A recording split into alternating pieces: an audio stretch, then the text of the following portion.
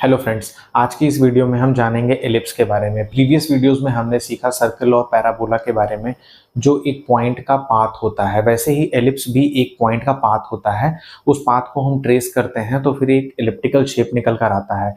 दूसरी डेफिनेशन अगर मैं इसकी दूं तो बेसिकली ये एक अंडाकार शेप होता है। अगर आप एग को सामने से देखो तो जैसा एक शेप निकल कर आता है वो एक एलिप्टिकल शेप होता है।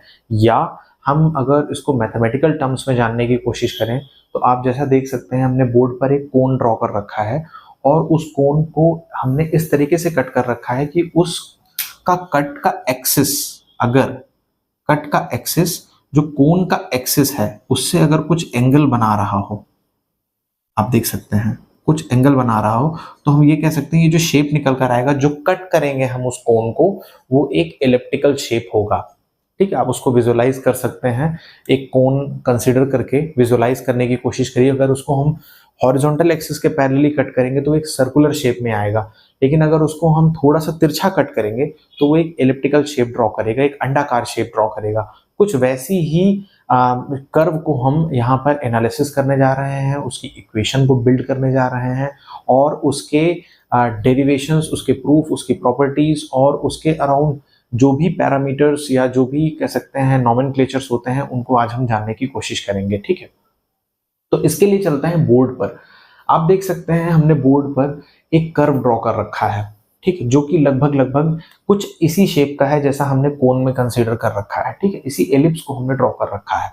ठीक है, तो अभी हम उसकी डेफिनेशन में जाएंगे कि एक्चुअली ये ट्रेस कैसे हुआ। उसके लिए कुछ बेसिक चीजें उनको समझ लेते हैं। ठीक है, तो आप देख सकते हैं हमने एक्स वाई प्लेन में, ये एक्स वाई प्लेन का सेंटर है which is origin, we call it as origin as well, 0,0।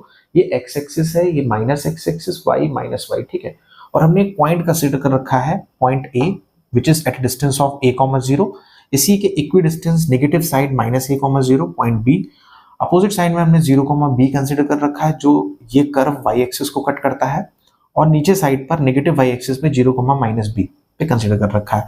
इस कर्व को हम देखेंगे तो ये एक सिमेट्रिकल कर्व है। तो इलिप्टिकल कर्व जो होता है, अगर हम एक बीच की लाइन को ड्रॉ करें, जो हम इस एक्सिस की बात कर रहे थे, उस एक्सिस के अबाउट सिमेट्रिकल होता है।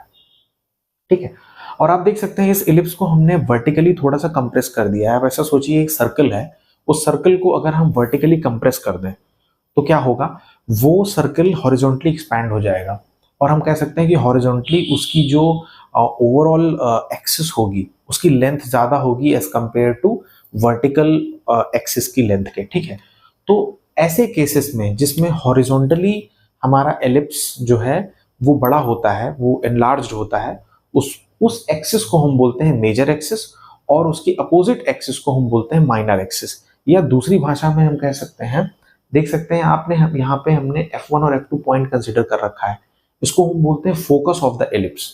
ठीक है, तो मेजर एक्सिस वो एक्सिस है जिस पे दोनों फोकस लाई करते हैं। ठीक है, और माइनर एक्सिस उस लाइन पर परपेंडिकुलर लाइन है जो हमारी ओरिजिन से होकर पास होती है या सेंटर ऑफ द एलिप्स से होकर पास होती है। ठीक है, तो आप कह सकते हैं कि हमने यहाँ पे दो पॉइंट कंसिडर कर रखे हैं जो सी डिस्टेंस पर है, c,0 and -c,0। These are the focus of the ellipse. ये नॉमेनक्लेचर है, इन्हें हमें याद करना पड़ेगा। इसकी कोई कह सकते हैं इसका कोई ऐसा प्रूफ नहीं है कि हमने ऐसा क्यों लिया। ये बेसिकली एक ऐसे टर्म्स हैं जो हमें मदद करेंगे एलिप्टिकल इक्वेशन को फॉर्म करने में। ठीक है, इनको आपको याद करना पड़ेगा कि ये पॉइंट ए कंसिडर किया हमने, बी कंसिडर किया है, F1 एक मान लिया कि इसका एक फोकस है F1 और एक फोकस F2 कंसिडर कर लिया है जो इक्वी डिस्टेंस पर ही है अपोजिट साइड। ठीक है, और आप देख सकते हैं एक हमने पॉइंट कंसिडर कर रखा है PXY। आज हम इसी पॉइंट के लोकस को फाइंड आउट करने की कोशिश करेंगे। लोकस क्या होता है? लोकस मतलब पाथ।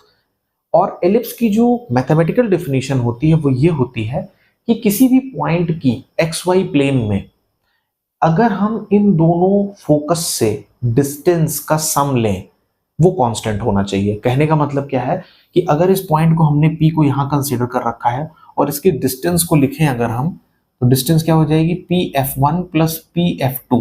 अगर ये डिस्टेंस लेट से D निकल कर आती है और इस पॉइंट को हम यहां मूव कर देते हैं कर्व में और यहां से PF1 और PF2 लेते हैं, तो वो डिस्टेंस भी बराबर होनी चाहिए। लेट से ये पॉइंट मूव करके P डैश पर आ जाता है, तो हम कह सकते हैं P dash F1 plus P dash F2 इस डिस्टेंस का सम अगर लें और जो हमने प्रीवियस डिस्टेंस लिया था, दोनों डिस्टेंसेस का सम बराबर होना चाहिए, ठीक है, वो भी d के बराबर ही होना चाहिए।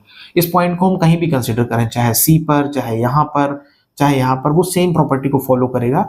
F1P एंड F2P की जो डिस्टेंसेस का सम है वो हमेशा कांस्टेंट रहेगा।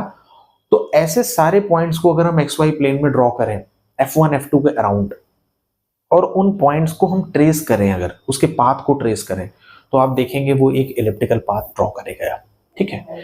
इसी प्रॉपर्टी को हम यूज करके इलिप्स की इक्वेशन को ड्रॉ करने की कोशिश करेंगे, इलिप्स की इक्वेशन को फाइंड आउट करने की कोशिश करेंगे, ठीक है।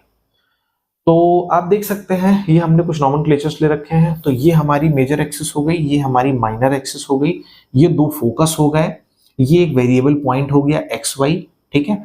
और इसको हम बोलते हैं वर्टेक्सेस ऑफ द इलिप्स, ठीक है, क्योंकि ये बिल्कुल पैराबोला जैसा ही है, ये भी वर्टेक्स ही है, राइट, जहां से उसकी सिमेट्री स्टार्ट होती है, एक्सिस उसको कट करती है कर्व को, उसके अराउंड जो सिमेट्री बनती है उस पॉइंट को हम वर्टेक्स बोलते हैं, ठीक है। ये भी एक वर्टेक्स है, इसको को वर्टेक्स बोलते हैं, क्यों, क्योंकि इस पूरी कर्व में आप देखोगे टोटल 4 वर्टेक्स बन रहे हैं, लेकिन जो मेजर एक्सिस पे बन रहा है उसको हम बोलते हैं वर्टेक्स, और जो माइनर एक्सिस पे बन रहा है उसको बोलते हैं हम को वर्टेक्स, ठीक है। तो अब हम चलते हैं इस पर्टिकुलर ग्राफ में, इस पर्टिकुलर कर्व से कुछ मैथमेटिकल डेरिवेशंस करने की कोशिश करते हैं, ठीक है। तो आप देख सकते हैं हमने पॉइंट C कंसिडर कर रखा है y एक्सिस पर। अगर इसको हम F1 और F2 से मिलाने की कोशिश करें, ठीक है, तो आप देखेंगे कि यहाँ पे दो राइट एंगल ट्रायंगल बन रहे हैं, ठीक है। यहाँ पे देख सकते हैं आप दो राइट एंगल ट्रायंगल बन रहे हैं। इनको अगर हम लिखने की कोशिश करें, ये डिस्टेंस क्या है दोस्तों, ये डिस्टेंस है C, ठीक है। ये डिस्टेंस क्या है OC, वो होगी B, राइट, क्योंकि 0, B हमने कंसीडर कर रखा है, ठीक है। तो पाइथागोरस थ्योरम से अगर हम देखें C1F की वैल्यू को निकालें, CF1 की वैल्यू को, CF1 क्या हो जाएगा, CF1 हो जाएगा, ये C है, ये B है, तो ये हो जाएगा square root B square plus C square, ठीक है, ये CF1 हो गया। इसी तरीके से CF2 को निकालने की कोशिश करें, तो CF2 भी क्या हो जाएगा, स्क्वायर रूट, ये B है, ये C है, तो ये हो जाएगा B square plus C square. तो हम कह सकते हैं CF1 plus CF2 is equal to दोनों का sum which is 2 square root B square plus C square, ठीक है, CF1 प्लस CF2। तो as per the definition of ellipse, CF1 और CF2 की जो डिस्टेंस आ रही है, ठीक है, वो कांस्टेंट रहनी चाहिए, क्योंकि ये भी एक पॉइंट है इस एलिप्स पर, right, C point lies on the ellipse, तो वो एलिप्स की प्रॉपर्टी को भी फॉलो करेगा, राइट, ऐसे सारे पॉइंट्स फॉलो करेंगे। अच्छा, अब हम बात करते हैं पॉइंट A की, जो कि A डिस्टेंस पर है, A,0, ठीक है। ये भी एलिप्स पर लाई करता है, तो ये भी एलिप्स की उस प्रॉपर्टी को फॉलो करेगा।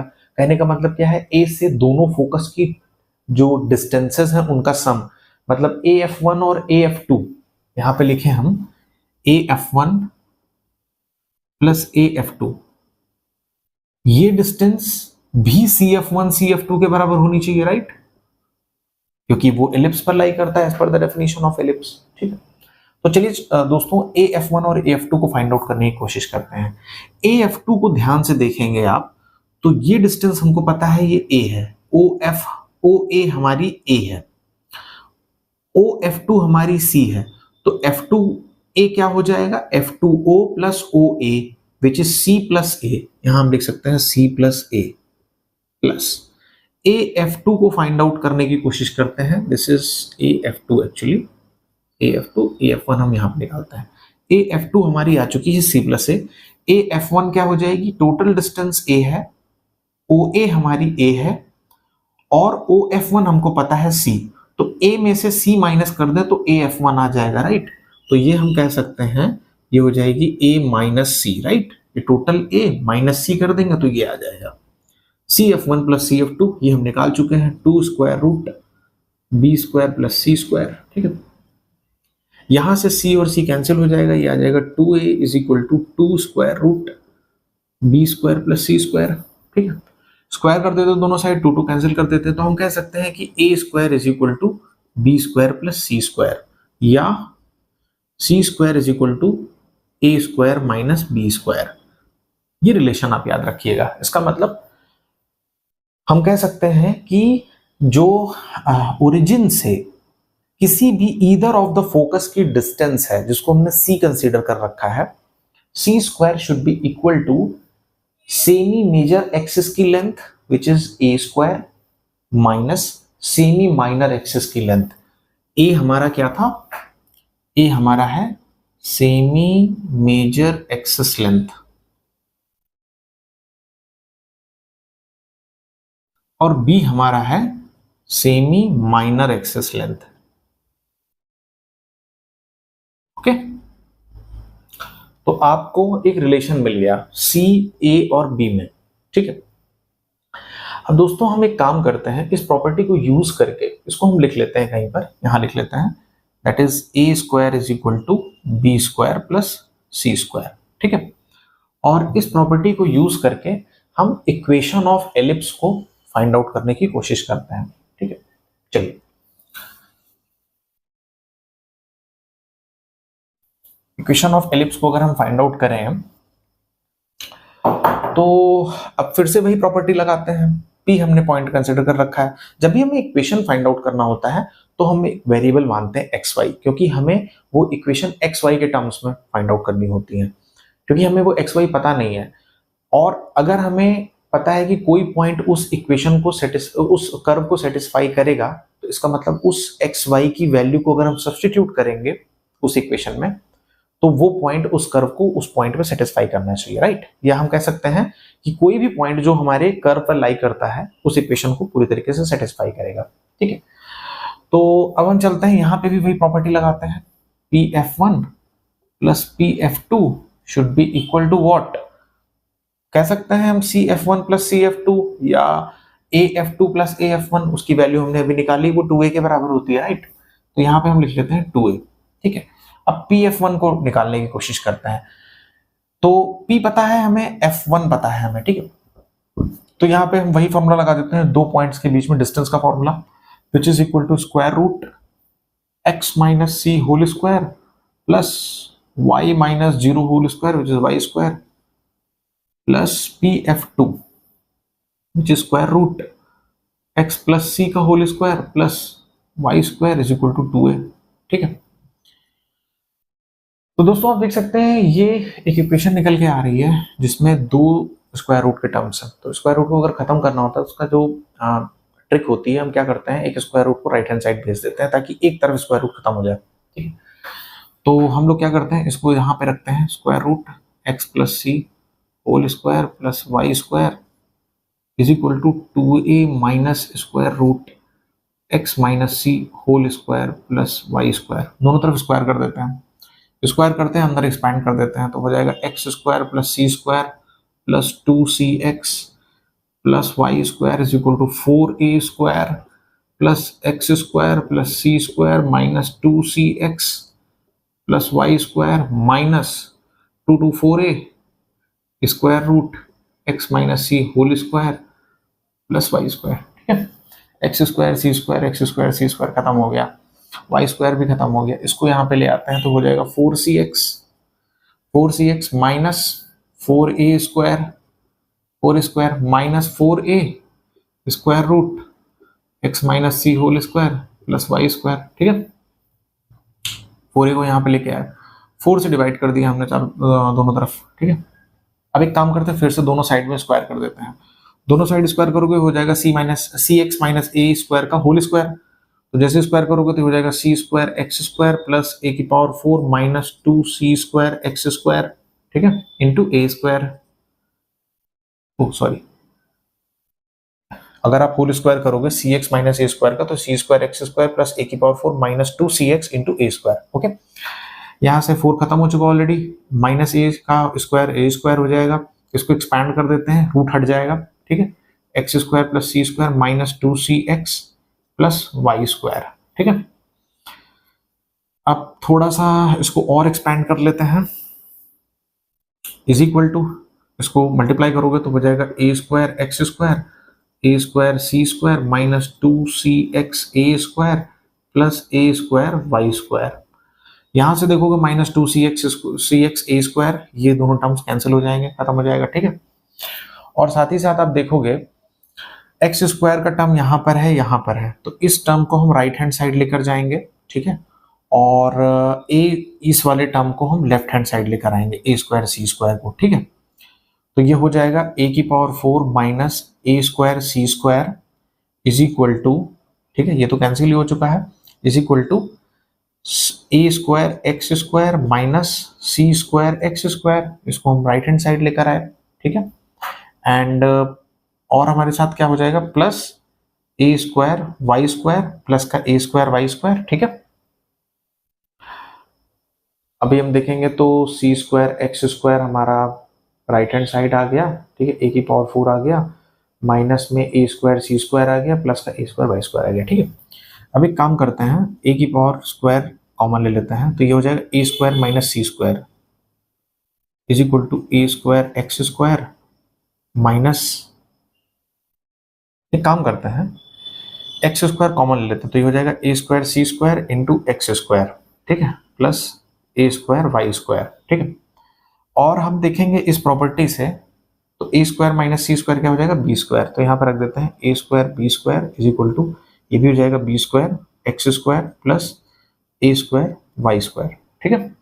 दोनों side A square B square से डिवाइड कर देते हैं, जैसे डिवाइड करोगे इसको राइट हैंड साइड ले आते हैं, तो हो जाएगा एक्स स्क्वायर अपॉन ए स्क्वायर प्लस ये हो जाएगा y square upon A square B square, a square cancel, so b square is equal to this will become 1, ठीक है। तो आप देख सकते हैं ये जो इक्वेशन निकल के आ रही है, this is called standard equation of ellipse,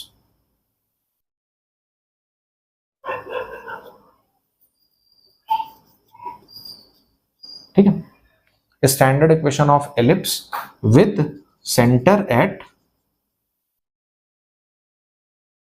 0,0, ठीक है, 0,0 पर आप बोल सकते हैं कि x square upon A square plus Y square upon B square is equal to 1 is the standard equation of ellipse. यहां तक क्लियर है, राइट। तो बेसिकली हमने कुछ नहीं किया, हमने इस प्रॉपर्टी को यूज किया और एक वेरिएबल पी पॉइंट कंसिडर किया एक्स वाई, और उसके पाथ को फाइंड आउट करने की कोशिश की using the same property of ellipse, कि उसका दोनों फोकस से जो डिस्टेंसेस का सम है वो कांस्टेंट होना चाहिए, वो हम फाइंड आउट कर चुके हैं 2a, सिंप्लीफाई करने पर ये वैल्यू निकल कर आ जाती है, ठीक है। तो आई थिंक आपको ये क्लियर होगा, ठीक है। अब हम चलते हैं एक और प्रॉपर्टी को जानने की कोशिश करते हैं, इसको रब कर देते हैं, ठीक है।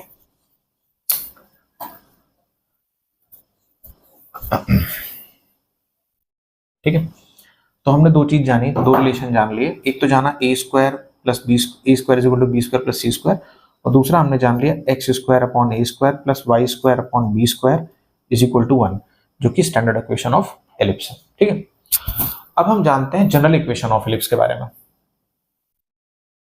जनरल इक्वेशन क्या होगी, जनरल इक्वेशन की जब बात करते हैं, इसका मतलब हम इसके सेंटर को शिफ्ट करने की कोशिश कर रहे हैं, जैसा कि हमने पैराबोला के केस में देखा था कि हमने शिफ्टिंग प्रॉपर्टी को यूज करके उसके जो कह सकते हैं उसके वर्टेक्स थे, ठीक है, आपको याद हो वर्टेक्स ओरिजिन से होकर जाता है पैराबोला का, उसको शिफ्ट कर दिया था एच के पे।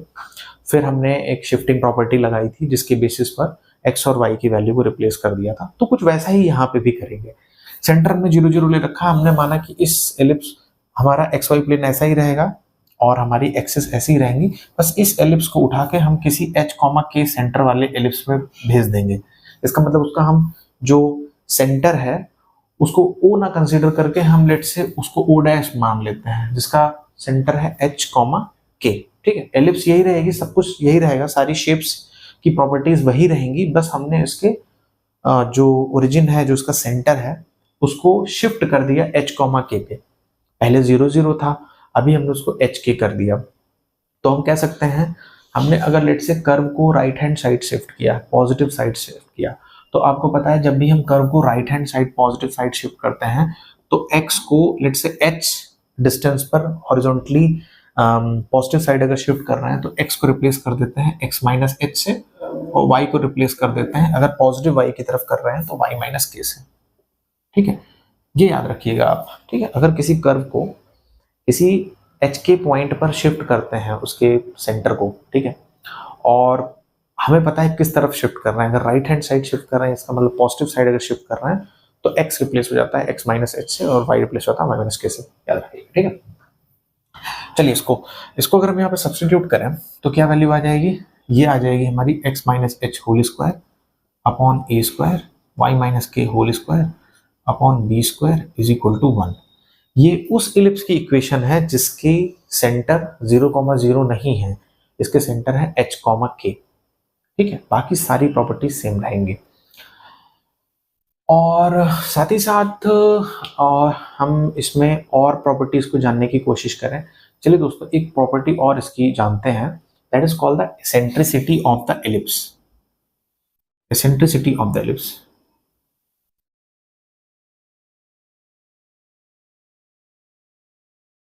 एसेंट्रिसिटी ऑफ द एलिप्स को हम ई से डिनोट करते हैं। ई क्या होता है? ई होता है कि distance of either focus from the centre. मतलब आप कह सकते हो OF1 या OF2, कुछ भी ले लो, ठीक है। OF1 हम कंसिडर करते हैं the ratio of distance between the origin and either of the focus to the semi major axis is called the eccentricity of the ellipse. तो सेमी मेजर एक्सिस क्या हो जाएगी? OA हम मान लेते हैं, ठीक है। OA या OB कुछ भी लेना हो, डिस्टेंस है, कोई फर्क नहीं पड़ता है। OF1 हमारा C है, C अपॉन A, ठीक है। Is called the eccentricity of the ellipse. Eccentricity को थोड़ा सा और सिंप्लीफाई करते हैं। C को हम क्या लिख सकते हैं इस इक्वेशन से? C को हम लिख सकते हैं square root A square minus B square upon A को अंदर भेज देते हैं स्क्वायर रूट के, तो टोटल क्या हो जाएगा? Square root A square minus B square upon A square, इनके अंदर जाएगा, राइट। A स्क्वायर से डिवाइड कर देते हैं सेपरेट करके, तो ये वैल्यू निकल के आ जाएगी square root 1 minus B square upon A square. तो हम कह सकते हैं एसेंट्रिसिटी ऑफ एलिप्स क्या होती है? Square root 1 minus B square upon A square provided A should be greater than B, greater than equal to B, ठीक है। इसका मतलब हम बात कर रहे हैं एक ऐसा एलिप्स जो हॉरिजॉन्टली कह सकते हैं मेजर एक्सिस को रखता है, ठीक है। ये याद रखिएगा आप, this is called the eccentricity of the ellipse, ठीक है। अब दोस्तों हम फाइंड आउट करते हैं लेटस रेक्टम, इसका length of latus rectum. Length of latus rectum, length of latus rectum क्या होगी? जैसा कि हमने पैराबोला के केस में देखा था कि एक ऐसी कॉर्ड जो एलिप्स को जिस कॉर्ड के एंड पॉइंट्स एलिप्स को टच करते हो और वो किसी भी फोकस से होकर जाती हो, उसको हम बोलते हैं लेटस रेक्टम। उसकी लेंथ निकालने की कोशिश करते हैं। कहने का मतलब ये है कि जैसे मान लीजिए हमने एक फोकल कॉर्ड कंसीडर करी ऐसी, ठीक है, और इसके पॉइंट हमने कंसीडर कर लिए लेट्स से MN, ठीक है, जो फोकस से ही होकर जाती है। तो हम कह सकते हैं M के जो x कोऑर्डिनेट होंगे वो तो C ही होंगे, लेकिन हमको M के y कोऑर्डिनेट नहीं पता है, ठीक है। और चूंकि वो M पॉइंट है वो एलिप्स पे लाई करता है, तो इसका मतलब M पॉइंट एलिप्स को भी सेटिस्फाई करेगा, राइट। दूसरी चीज, ये कर्व एलिप्टिक, ये जो एलिप्स है हमारा, ये symmetric about its major axis है। तो अगर हम ये डिस्टेंस पता चल गई, इसको डबल कर देंगे तो हमको पूरी डिस्टेंस पता चल जाएगी, जिसको हम लेटस रेक्टम बोलते हैं या फोकल कॉर्ड बोलते हैं, राइट। तो फोकल कॉर्ड या लेटस रेक्टम जो अपने केस में हमने कंसीडर किया है, इसकी लेंथ निकालने के लिए हमको पहले इसके y कोऑर्डिनेट को फाइंड आउट करना पड़ेगा, ठीक है। तो हम कह सकते हैं कि हमें ये वैल्यू निकल के आ जाएगी, इसको डबल कर लेंगे तो 4a हो जाएगा, ठीक है। तो इसका x कोऑर्डिनेट तो हमको पता है c, और उसका y कोऑर्डिनेट नहीं पता y, तो यहाँ पे सब्स्टिट्यूट करते हैं, c की x की यहाँ पे c रखते हैं, c square upon a square plus y हमें पता नहीं है अपॉन b square is equal to 1, ठीक है।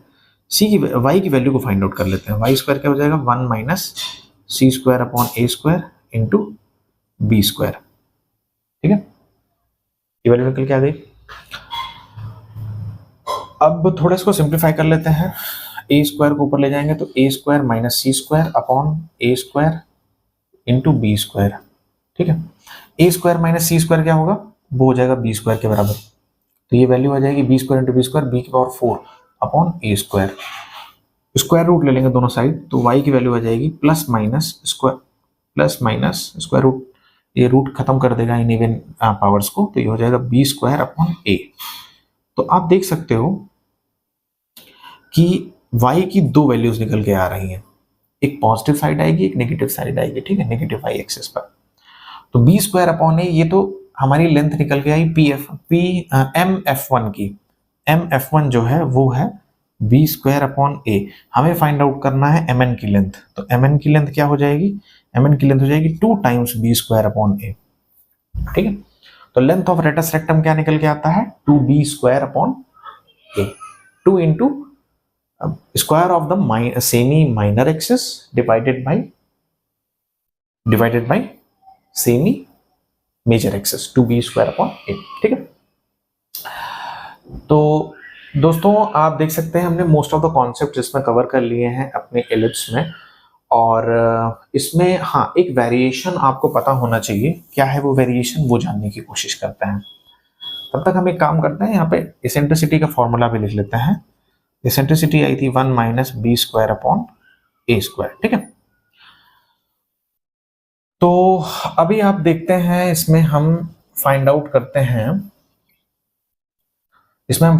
हैं एक वेरिएशन क्या है कि अगर हम इस एलिप्स को सेमी मेजर एक्सिस, अगर हमारी मेजर एक्सिस हमारी अगर एक्स एक्सिस है, अगर इसको हम फ्लिप कर दें, मेजर एक्सिस को वाई एक्सिस बना दे, तो क्या चेंजेस आएंगे इक्वेशन में? This is a homework for you, ठीक है। What you can do, you can just you know the equation, right. मैं कह रहा हूं एक्स वाई इंटरचेंज हो गए, तो जब एक्स वाई इंटरचेंज हो जाते हैं तो इनको इंटरचेंज कर दीजिए। ये हो जाएगा y square upon A square plus x square upon B square is equal to 1। तो ये वो इक्वेशन निकल के आ गई एलिप्स की, जिसकी मेजर एक्सिस वाई एक्सिस हो गई, माइनर एक्सिस एक्स एक्सिस हो गई। इस केस में ए बी बदल गया, एक्स वाई वही रहा, हम कह सकते हैं ए बी बदल गया, राइट।